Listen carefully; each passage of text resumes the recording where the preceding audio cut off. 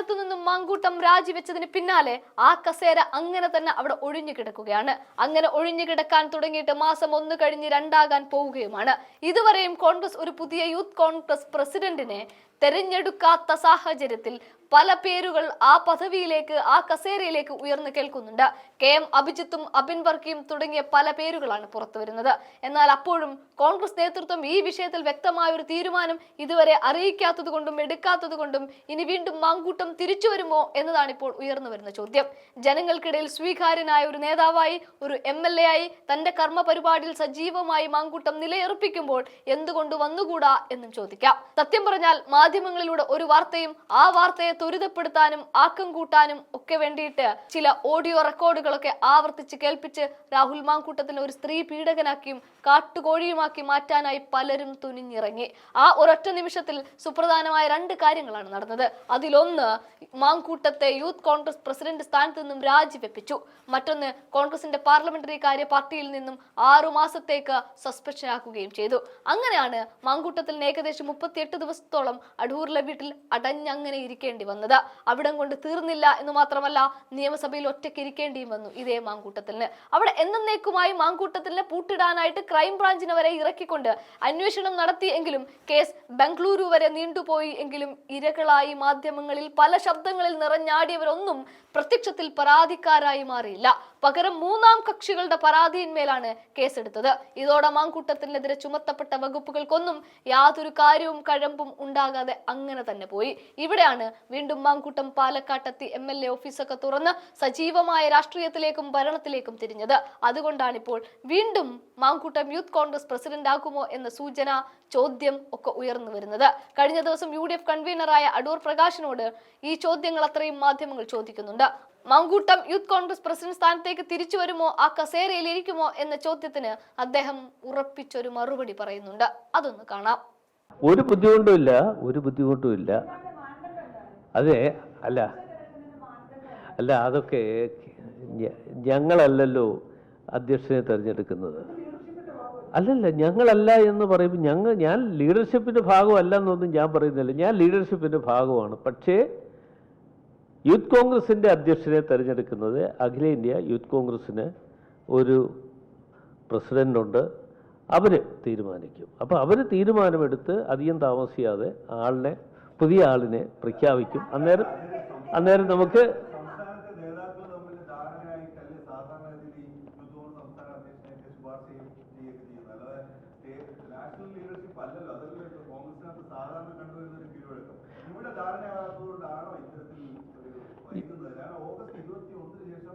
ഇതുവരെ 2 മാസമായി ഉടനെ വരുമെന്ന് പറഞ്ഞാണ്. 2 മാസത്തോളായി ഇതുവരെയായിട്ട് യൂത്ത് സംസ്ഥാന അധ്യക്ഷനില്ല. ഒരുപാട് സമര പരിപാടികൾ നടക്കുന്നു, തെരഞ്ഞെടുപ്പ് വരാൻ പോകുന്നു. അല്ല, എന്തായാലും ഒരു കാര്യം ഞാൻ പറയാം. യൂത്ത് കോൺഗ്രസിൻ്റെ അധ്യക്ഷൻ ഇപ്പോൾ നിലവിൽ ഇല്ല എന്നുള്ളത് സത്യാവസ്ഥ. പക്ഷേ യൂത്ത് കോൺഗ്രസിനെ സംബന്ധിച്ചിടത്തോളം മുൻകാലങ്ങളിലാണെങ്കിലും ഇപ്പോഴാണെങ്കിലും അവർ ഭംഗിയായി കാര്യങ്ങൾ കൈകാര്യം ചെയ്തു പോകുന്നുണ്ട്. എന്തായാലും അതിൻ്റെ അധ്യക്ഷൻ എന്നുള്ള നിലയിൽ ആര് വരണം, അത് ഇവിടെ നിങ്ങൾ പറയുന്ന പോലെ സംസ്ഥാനത്തെ നേതൃത്വത്തിലുള്ള അഭിപ്രായ ഭിന്നതയൊന്നുമല്ല. അത് കാര്യങ്ങളൊക്കെ പരിഹരിച്ച് ഞങ്ങൾ മുമ്പോട്ട് പോകും.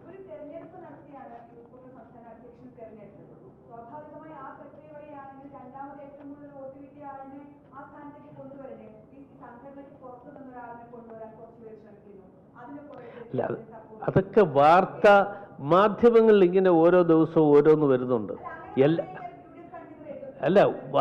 മാധ്യമങ്ങൾ ഓരോന്ന് ഇങ്ങനെ ഓരോ ദിവസവും ഓരോന്ന് വരുന്നുണ്ട്. അതെല്ലാം കേട്ടുകൊണ്ട് അതിന് മറുപടി പറയാൻ UDF കൺവീനർക്ക് പറ്റുമോ? ഇതെല്ലാം കാണുക, കേൾക്കുക, അത് എന്താണ് നിങ്ങൾ പറഞ്ഞത് എന്ന് ഞങ്ങൾ മനസ്സിലാക്കുക. അത്തരം കാര്യങ്ങളല്ല, ഞങ്ങൾക്ക് വേറെ ഒന്നും ചെയ്യാൻ പറ്റില്ല.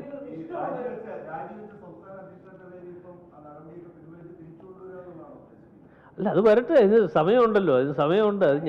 അത് പൊതുവെ ഒരു തീരുമാനം വരുന്നുണ്ടെങ്കിൽ അതാണ് വരുന്നതെങ്കിൽ ഞങ്ങളത് സ്വീകരിക്കും. അതല്ല വേറൊരാളാണ് പിന്നെ ഈ അധ്യക്ഷ സ്ഥാനം കൊടുക്കുന്നതെങ്കിൽ അത് സ്വീകരിക്കും. അത്രയേ ഉള്ളൂ.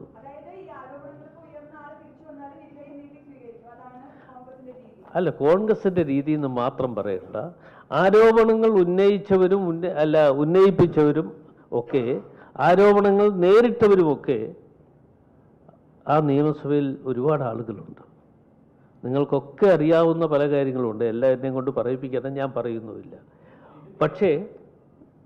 പക്ഷേ അത്തരം ആളുകൾ അവിടെ ഇരിക്കുകയാണ്.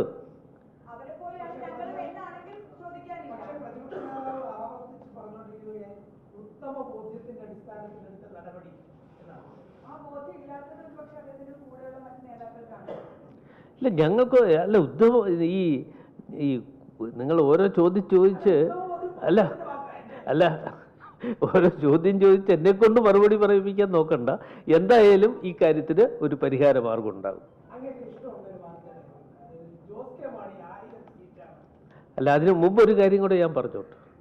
അത് പറഞ്ഞിട്ട് ചോദിച്ചാൽ പോരെ? അതായത് ഇന്ന് ഈ ശബരിമലയുമായി ബന്ധപ്പെട്ടുകൊണ്ട് ഉള്ള വിഷയങ്ങൾ നിങ്ങൾക്കെല്ലാവർക്കും അറിയാം. UDF-നെ സംബന്ധിച്ചിടത്തോളം ഞങ്ങൾ പ്രധാനമായി പറയാനുള്ളത്, കേരളത്തിലെ ഹൈന്ദവ ക്ഷേത്രങ്ങളിൽ ഒരുപാട് വിശ്വാസികൾ ഇതുപോലെ പല കാര്യങ്ങളും എന്ന് വെച്ചാൽ സ്വർണം ഉൾപ്പെടെ ഉള്ള കാര്യങ്ങൾ അവിടെ നൽകുന്നുണ്ട്. ഇതേക്കുറിച്ച് യഥാർത്ഥത്തിൽ ഒരു കണക്ക് ഉണ്ടാകണം. അത് UDF-ന്റെ ഒരു ആവശ്യമാണ്. കണക്കുണ്ടാകണം എന്ന് പറയുമ്പോൾ എല്ലാ ക്ഷേത്രങ്ങളുമായി ബന്ധപ്പെട്ടുകൊണ്ട് ഒരു ഓഡിറ്റിന് വിധേയമായിക്കൊണ്ട്, ഇപ്പോൾ ദേവസ്വം ബോർഡുണ്ട്, ദേവസ്വം ബോർഡ് അത് ചെയ്യുന്നു ഇത് ചെയ്യുന്നു എന്ന് പറഞ്ഞിട്ട് മാത്രം കാര്യമില്ല. ദേവസ്വം ബോർഡിനും അറിയാൻ വയ്യാത്ത നിരവധി കാര്യങ്ങളുണ്ട്. ഓരോ ദിവസവും ഓരോ ക്ഷേത്രങ്ങളിൽ നിന്ന് മോഷണം പോയതിനെക്കുറിച്ചും ഓരോ ക്ഷേത്രങ്ങളിലും അവിടെ ഉണ്ടായിരുന്ന ഇപ്പോൾ അവിടെ കാണുന്നില്ല എന്നതിനെക്കുറിച്ചുമൊക്കെ മാധ്യമങ്ങളിൽ വാർത്തകൾ വന്നുകൊണ്ടിരിക്കുകയാണ്. അപ്പോൾ UDF-നെ സംബന്ധിച്ചിടത്തോളം അതിന് ഏറ്റവും പ്രധാനമായി ഞങ്ങളുടെ മുമ്പിൽ ഉള്ളത് എന്ന് വെച്ചാൽ മുഴുവൻ ക്ഷേത്രങ്ങളും ദേവസ്വം ബോർഡുമായി ബന്ധപ്പെട്ടുള്ള ഹൈന്ദവ ക്ഷേത്രങ്ങളുമായി ബന്ധപ്പെട്ട് അവിടെ എന്തൊക്കെ ഉണ്ട് എന്നതിനെക്കുറിച്ച് ഒരു കണക്കെടുപ്പ് ഉണ്ടാകണം. അത് ആരെങ്കിലും വെറുതെ പോയി കണക്കെടുത്തിട്ട് കാര്യമില്ല. ഇപ്പോൾ ബഹുമാനപ്പെട്ട കോടതിയുടെ നിർദ്ദേശാനുസരണമാണ് ശബരിമലയിൽ